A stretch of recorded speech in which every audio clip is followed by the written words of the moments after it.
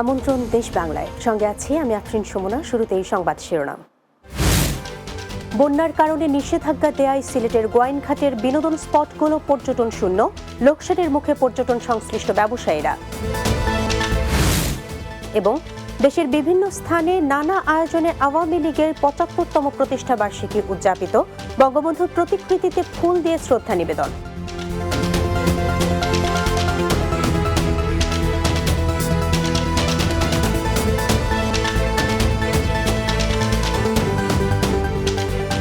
শুনছিলেন শিরোনাম, এবার বিস্তারিত।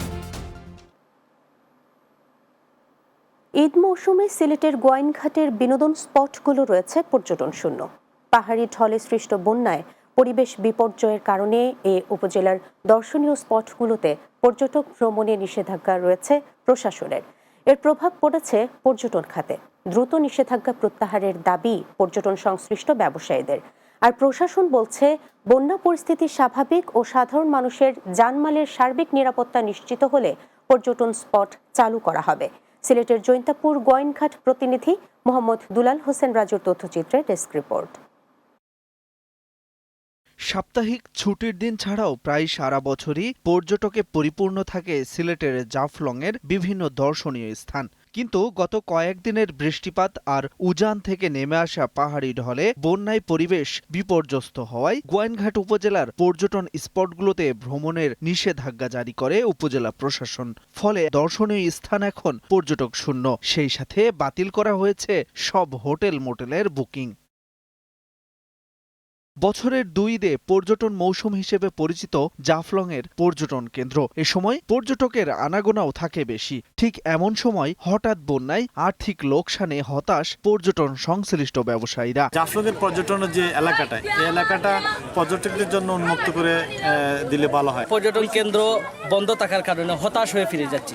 এখন আসলে পানি কম আছে, ওই সুবাদে যদি খুলে দেওয়া যায় আর কি, খুব ভালো হয় আমাদের জন্য। পর্যটন স্পটগুলোর আয় বন্ধ থাকায় বিপাকে পর্যটন সংশ্লিষ্ট ব্যবসার সাথে জড়িত সবাই। নিষেধাজ্ঞা দ্রুত প্রত্যাহার করে জাফলংয়ের সব বিনোদন কেন্দ্র খুলে দেওয়ার দাবি ব্যবসায়ীদের। প্রশাসনকে বলবো যে অনতিবিলম্বে পর্যটনটা খুলে দেওয়া হোক এবং এটা ব্যাপকভাবে প্রচার করা হোক যে এখন আর পর্যটকের কোনো অসুবিধা হবে না। প্রশাসন বলছে নিষেধাজ্ঞা সাময়িক, তবে বন্যা পরিস্থিতি ও সাধারণ মানুষের জানমালের সার্বিক নিরাপত্তা নিশ্চিত হলে নিষেধাজ্ঞা প্রত্যাহার করে গোয়াইনঘাটের সব পর্যটন স্পট চালু করা হবে। বন্যা পরিস্থিতি যখন স্বাভাবিক হবে এবং মানুষের জানমালের নিরাপত্তার জন্য যখন এটি উপযুক্ত হবে, তখন পরিস্থিতি বিবেচনা সাপেক্ষে পর্যটন স্পটগুলো পুনরায় চালু করা হবে।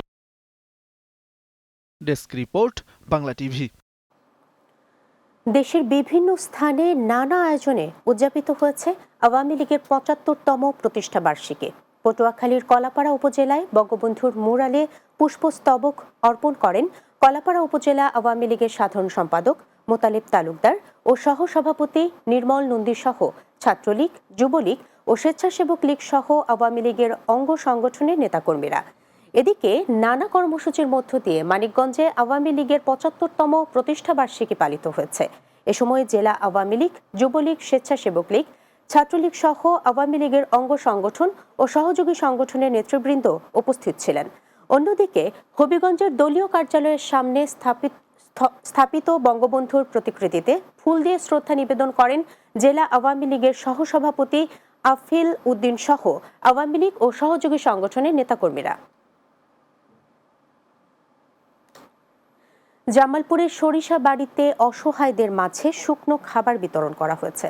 উপজেলা অডিটোরিয়াম হল রুমে দুর্যোগ ও ত্রাণ মন্ত্রণালয়ের খাদ্য সহায়তায় ৫ শতাধিক অসহায় দুস্থদের মাঝে এসব খাদ্য সামগ্রী বিতরণ করা হয়। উপজেলা নির্বাহী অফিসার শারমিন আক্তারের সভাপতিত্বে ও প্রকল্প বাস্তবায়ন কর্মকর্তা শওকত জামিলের সঞ্চালনায় এতে প্রধান অতিথি ছিলেন স্থানীয় সংসদ সদস্য আব্দুর রশিদ। এ সময় পৌর মেয়র মনির উদ্দিন, পৌর আওয়ামী লীগের সভাপতি মিজানুর রহমান, উপজেলা ভাইস চেয়ারম্যান আল আমিন হোসাইন শিবলু, মাহমুদা আক্তার শিখা সহ অনেকে।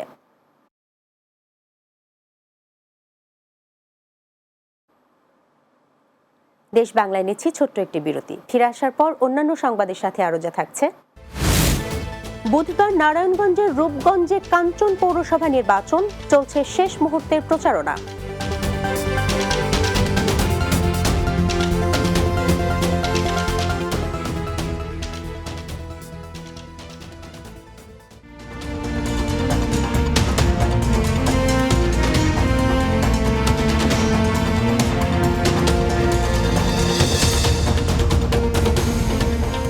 বিরতির পর আবারও স্বাগত দেশ বাংলায়।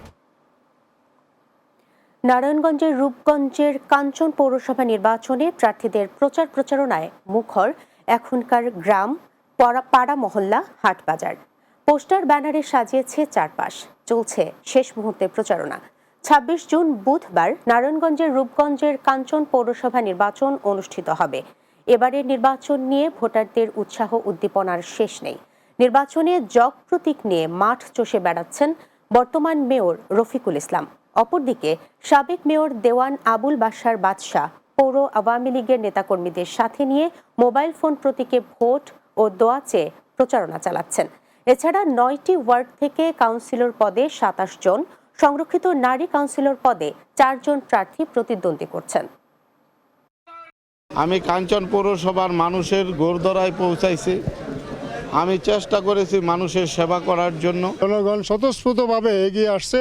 আশা করি আগামী ২৬ তারিখে আমাদের বিজয় সুনিশ্চিত। ভোটারকে উৎসবমুখর পরিবেশে তারা যাতে তাদের ভোটাধিকার প্রয়োগ করতে পারে সেই নিশ্চয়তা আমরা প্রশাসনের পক্ষ থেকে দিব।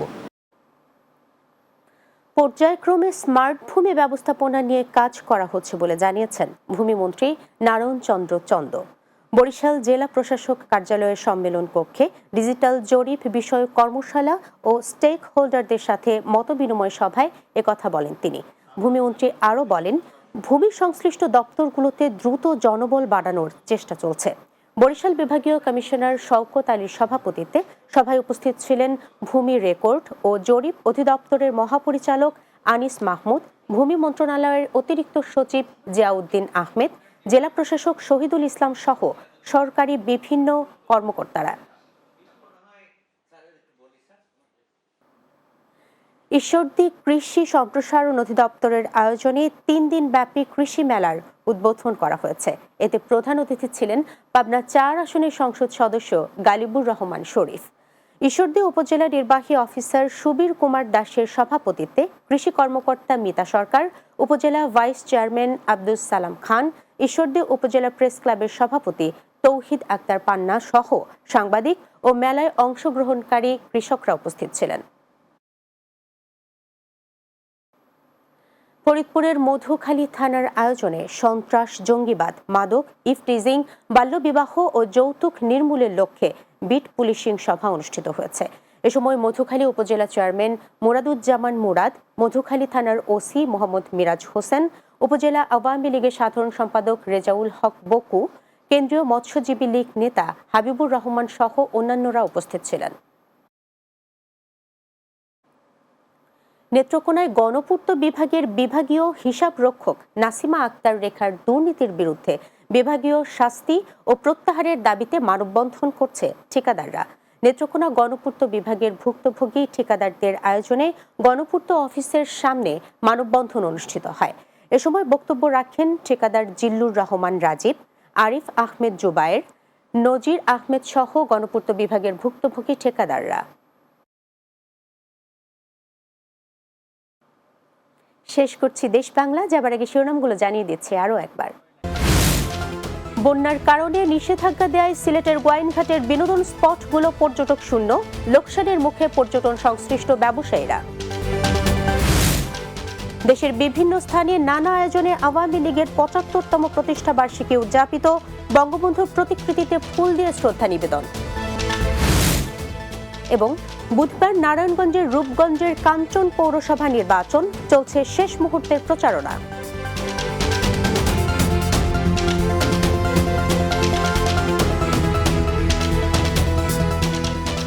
এই ছিল দেশ বাংলায়। আমাদের পরবর্তী সংবাদ বিকেল ৪টা ৩০ দিনের বাংলা দেখার আমন্ত্রণ রইল। এতক্ষণ সঙ্গে থাকার জন্য ধন্যবাদ সবাইকে।